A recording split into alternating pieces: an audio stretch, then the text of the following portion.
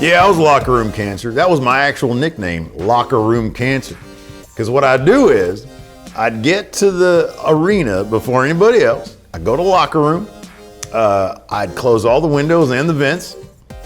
And then I'd smoke an entire pack of Camels and just blow up the entire place with smoke. A lot of people pissed off. I got into a lot of fights back then. I remember at the Panama City Punch-Out, there was that Robo guy that they brought in, remember him? Robo Ball, something or other. He comes up to me and he tries to hug me and calls me dad. Man, I got so pissed off at that. I'm like, what are you doing, man? I cocked my fist back to punch him, threw my hip out. I was out 15 months. Called me his dad. I probably was, though, to be honest with you. I skipped out on like 13 paternity tests back in my day. Yep.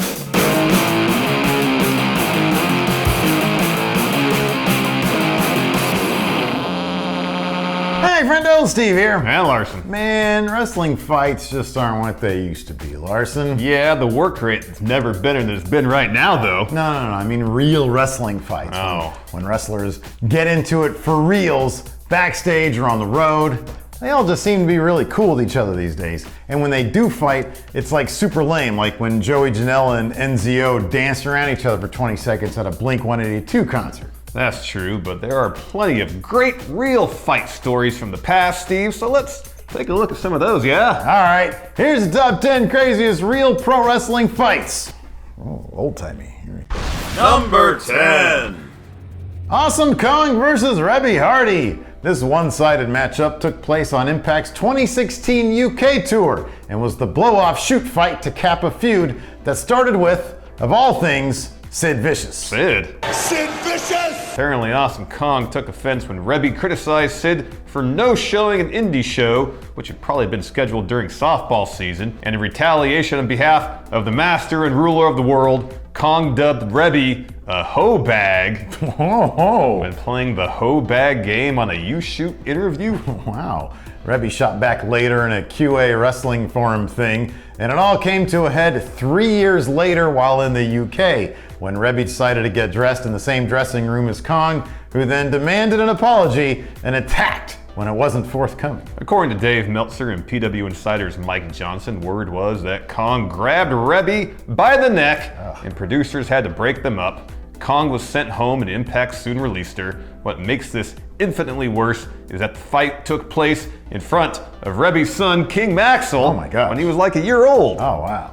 That might not have been such a one-sided fight though if Senor Benjamin was there. Actually, that guy is pretty old. It probably would have been a squash match, yeah. Number 9.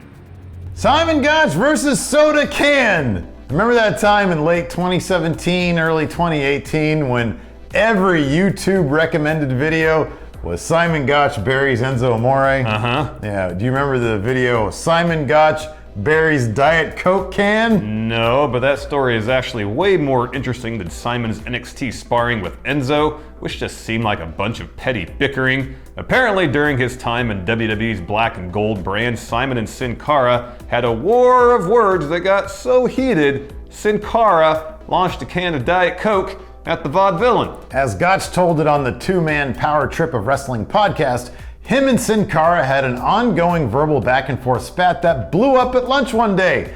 Gotch had apparently unknowingly took things just a bit too far with the current AAA star, and as he sat to dig into whatever wonderful dish catering had to offer that day, or the food truck perhaps, his whole mustachioed face became one large throb of pain. What the hell just happened, thought Gotch, as the distinct smell of Diet Coke permeated his senses.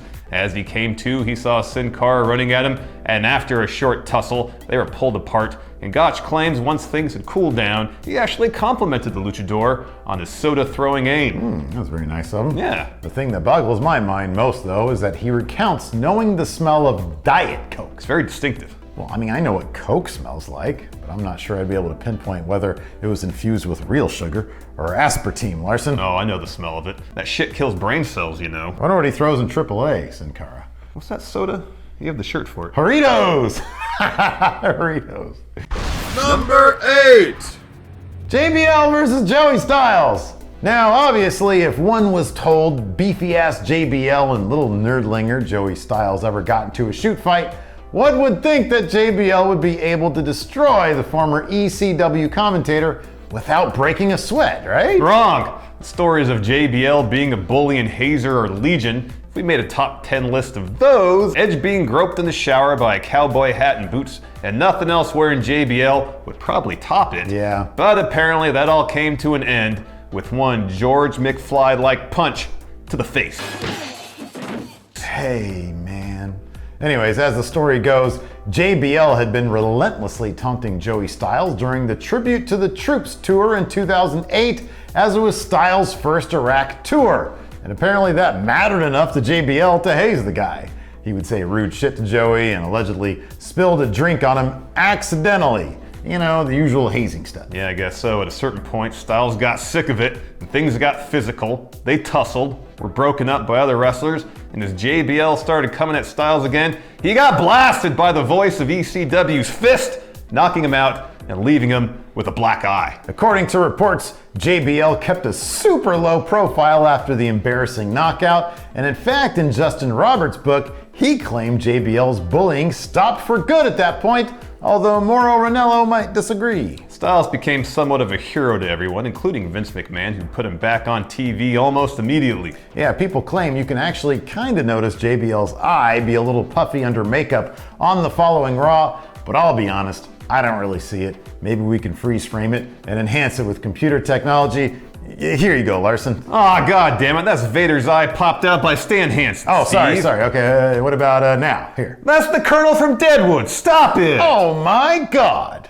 Sacagawea. Remember when Joey Styles used to hawk those Sacagawea coins? Yeah. 0.999 pure fine silver. Oh my God! It's a dollar coin. Number 7.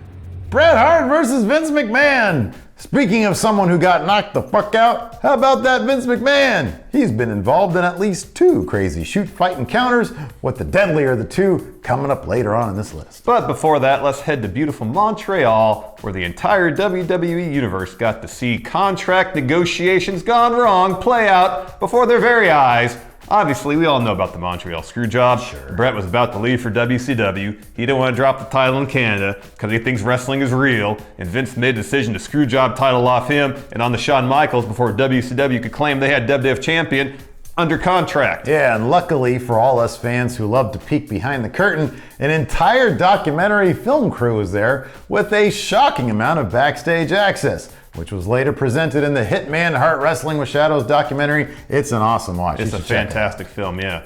The crew is in the locker room as Bret confronts Shawn Michaels, who denies knowing anything about it in advance. But Bret tells the crew to beat feet before Vince comes in, probably because he knows he's about to commit literal assault. Yeah, you don't want that on camera. No. After a while, Vince emerges from the locker room with a noticeably swollen eye and walking with a weird limp, as if he just got knocked the fuck out. And hey, it turns out Bret confirms that Vince was, in fact, just knocked the fuck out by the Hitman himself. Drilled him.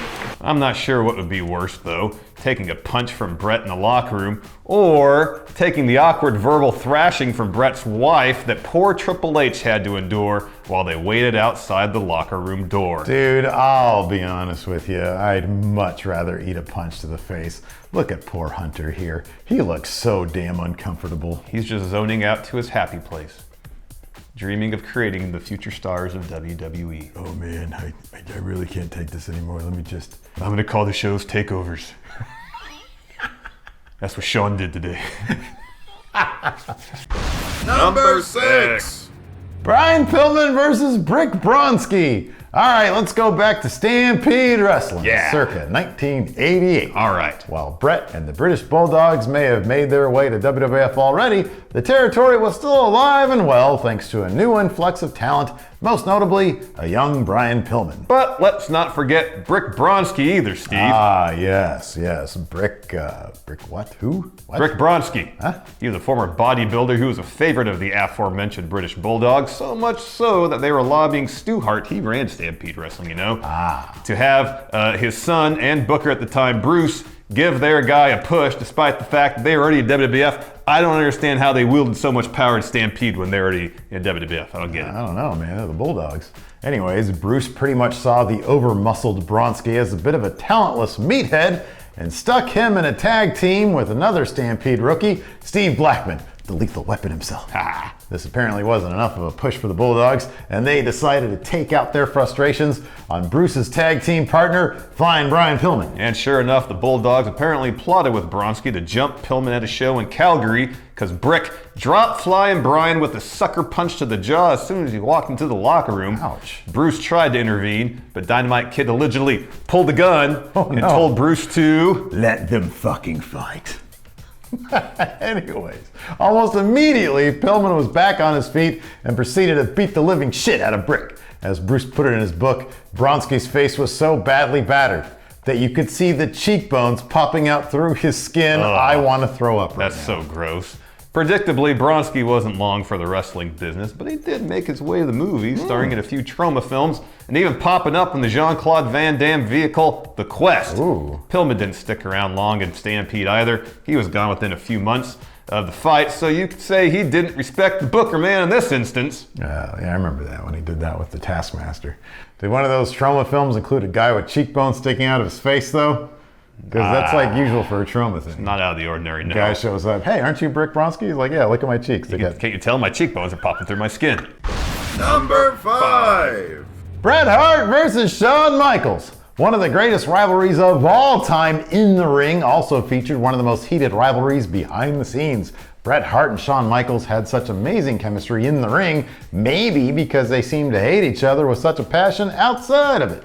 Back in the mid to late 90s, Shawn Michaels was well known to be a bit of an asshole, and that came back to bite him in the ass before a Raw taping in early June of 1997. 3 weeks earlier, Shawn had made a joke on camera about Bret Hart having seen, quote, sunny days, referencing his belief that Bret was having an affair with WWF's Sunny. That was before you could do Skype videos with her. This obviously didn't sit well with Bret, nor did it sit well with his wife, as the comment allegedly caused some trouble for Bret on the homestead. Apparently she watched Raw. Interesting. Bret stopped talking to HBK, but 3 weeks later at a TV taping in Hartford, Connecticut, Shawn and Bret had words, and then they had fight. A big one. Bret, being a guy who could actually dole out a beating, made quick work of Shawn, a guy who seemed to run his mouth a lot, but couldn't back it up by being able to fight. During the melee, Bret ripped a chunk of hair off Shawn's head, Ow. which Shawn then took into Vince's office and claimed he was working in an unsafe environment. Not surprisingly, neither man had a match or a promo on Raw that night. Instead, we got, oh man, hell of a bout. Billy Gunn versus Bart Gunn. Well, yeah, it's an unsafe work environment if you can go around publicly saying that your coworker is getting some side action. What the fuck, man? What happened to the bro code? Bro code? Yeah, man. What the hell's the bro code? Don't snitch on your friend if they're having some side action or if they, murdered a person. Well, there's a huge probably difference learn between about the two, the bro man. code, There's Larson. a huge difference between those two. Number 4. Dynamite Kid versus the Runos. The British Bulldogs were notorious pranksters during their run in the WWF, cutting up people's clothes, canceling travel arrangements, padlocking suitcases. They were like the Sam Pepper of the pro wrestling industry, but maybe less mean-spirited? Maybe? Anyway, after being the victim of a number of ribs at the hands of the Bulldogs, Jacques Rougeau walked into the locker room to find that some of his luggage had been messed with and assumed that Davey Boy and Dynamite Kid were responsible. He decided that he had had enough and announced that he was taking his frustrations to management and would be filing out the necessary paperwork to make sure that the culprits would get a stern talking to. Well, Dynamite Kid caught wind of this and slapped Jacques upside the head in the locker room. The next day, Dynamite convinced a flight attendant to congratulate Jacques on his recent boxing match, and it was at that moment that Jacques began to plot his revenge. The Rougeau's father was a boxer, you see, and while he had taught Jacques' brother and tag team partner Ray a bit about the sweet science, he didn't do the same thing for Jacques. So the then injured Ray proceeded to teach his brother a little bit about throwing hands, and in my mind, it went down exactly like a Rocky training montage, beach scene included. And with Eye of the Tiger, maybe. Of course, obviously. Yeah, meanwhile, Dynamite intensified his reign of terror backstage. He'd often pick on Jacques and Ray, and they would just take it, waiting for the right time to strike. And the right time was about a week later in Fort Wayne, Indiana. Imagine they just sat around and did this in the locker room. Twirled their No, mustache. it's montage, a trading montage. Still montage, okay. Anyways, Dynamite was exiting catering when Jacques clobbered him with a fistful of quarters, costing Dynamite 4 of his teeth. Ow. And continued battering him until his brother peeled him off. You want to know what the kicker of this whole story is, though, Steve? Apparently the Bulldogs didn't mess with Jacques' luggage, at least in this instance. What? The true culprit was, in fact, Kurt Hennig. Oh my goodness, he really did orchestrate that prank perfectly. He was like the dude perfect of wrestling pranksters. Another YouTube reference for you. Number 3. Nails versus Vince McMahon. You have to admit, one emotion you never really get from Bret Hart is that of being tickled. He's often very serious, very stoic, with a resting concerned face. But there's one story he told on a kayfabe commentaries video that had him so unnaturally giddy, it's an absolute delight to watch. And of course, this is the story of the time Vince McMahon was almost murdered. According to Bret and several other accounts, back in December of 1992 at a set of TV tapings, Nails and Vince got into an argument over Nails' SummerSlam 92 payout, which he felt was a bit low. He also wanted a large advance payout for his upcoming tour of matches against The Undertaker, which Vince refused. Well, that was enough for Nails, who grabbed Vince by the throat and throttled him so hard, according to Shane Douglas on the Triple Threat podcast anyway, Nails broke his wrist doing so. Wow. A bunch of WWE producers ran in to make the save, and Nails, sensing that an attempted murder charge might be his newest opponent, found a nearby cop and said, "Hey, Vince just grabbed me by my dick." Wow, evidently a criminal mastermind wasn't just a gimmick for Nails, because that quick thinking probably saved him from actual jail time, not just kayfabe jail time. Obviously, he was super fired right after the incident.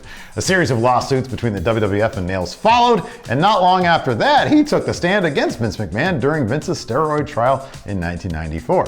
According to Shane Douglas, that was the last time Vince allowed himself to be alone in a room with another wrestler, and it was the last time another wrestler got his hands on Vince for reals. That is until the post-screw-job knockout from Bret Hart we talked about earlier. Apparently, Shane Douglas said on that podcast that he got so mad at Vince, he wanted to go knock him out one day, and he went to the room and Vince was there with all of his cronies, so. Why didn't Shane just take them all on then? Franchise can only do so much, I Guess so. Number 2. Haku versus Jimmy Jack Funk. The tough guy exploits of Haku are the things of legend. Whether it's his penchant for breaking out of handcuffs or his ability to no-sell mace, Haku has earned the reputation of being one of the toughest and scariest men to ever step into the squared circle. Yeah, based on his rep, you'd think it'd be downright foolish to, arouse his ire, you know? Yeah, no. Yet, that is apparently what Jimmy Jack Funk did while walking the streets of Puerto Rico sometime in 1987 with Haku, Jake the Snake Roberts, and Kevin Sullivan. The Taskmaster or the TV? Taskmaster. Taskmaster. Yeah. Anyways, apparently Funk kicked dirt in the face of a construction worker, and Haku, standing up for the working man, told him to stop acting a fool. Funk responded by stepping up to him, and according to legend, after a punch and a takedown, Haku yanked out one of Funk's eyeballs. Thankfully, though, the fight didn't play out like that scene from Any Given Sunday, because Haku has stated that he didn't pull out Funk's eye, but he could have. During an appearance on Aftermath Radio, Haku said he was ready to take Funk's eye, just ultimately thought better of it. It's good decision making. Yeah. Seeing Haku now, it's crazy to think that the mild-mannered dad we see hanging out with his kids Tama Tonga and Tongaloa was once the same guy who ripped a dude's tooth out of his mouth with his bare hands and was the most feared guy in any locker room he stepped foot in. But I guess I understand. You see me now, good-natured and jovial Steve here, but I was once the baddest dude who ever stepped foot on the Chicksands Air Force Base. Oh, yeah? What did you do? Yeah, man, I used to wear my dad's steel-toe boots and kick rocks, but I didn't feel anything on my foot because my toes were clad in steel. It was pretty tough. I was a big tough guy. It's the opposite of tough. Number 1! Sid Scissors Arn. Sid Vicious seemed to have a thing for trying to have bring your own weapons matches outside of the ring. Back in 1991, for example, he tried to fight Brian Pillman and Mike Graham with a squeegee. A couple years later, Sid found himself in another scrap with coworkers And this time, he walked into the brawl armed with a chair leg. Well, it turns out he brought a chair leg to a scissors fight. It all went down in 1993 during a WCW tour of the UK. WCW talents had just traveled to the United Kingdom, put on a show, then traveled to the next town, so many of the talents were burnt out and apparently inebriated. Things continued at the hotel bar where a friendly dinner nearly turned deadly. Ooh, Sid started running his mouth about Ric Flair, which upset his dining partner, Arn Anderson. Beers were thrown as the confrontation got heated, but ultimately both retired to their rooms for the evening. Until Sid broke off a chair leg and stalked down to Arn's room. Yeah, and Arn himself was armed with scissors. Whoa. He lunged towards Sid, stabbing him 4 times. Once Sid realized that Arn had cut him, he grabbed the scissors off the floor and stabbed the enforcer 20 times. Oh my God. It took Arn shouting, "You're fucking killing me," for Sid to stop. Otherwise, Sid would probably be playing for the prison softball team right about now. Yeah, you know who he wouldn't have been in there with though? Nails, because he's a criminal mastermind. All you gotta do is go up to the guy and say, hey, I gotta grab my dick. And then you're in the clear, you're good. I don't think it works that way. And go try to kill somebody, then accuse them of touching your dick. You're good. Anyways, those are the 10 craziest real pro wrestling fights we could think of. Let us know what you think in the comments. Be sure to subscribe to the channel, hit that notify bell, and then click on all. And also check out these past episodes of 10 for the Win. You can also visit us on the Patreon at patreon.com/Steven Larson. We have all sorts of bonus content out there. And be sure to smash that like button, which in the same way, Nails smash that Vince McMahon when his buttons were being pushed, you know? He wasn't getting his money. Allegedly, when he touched his dick. God.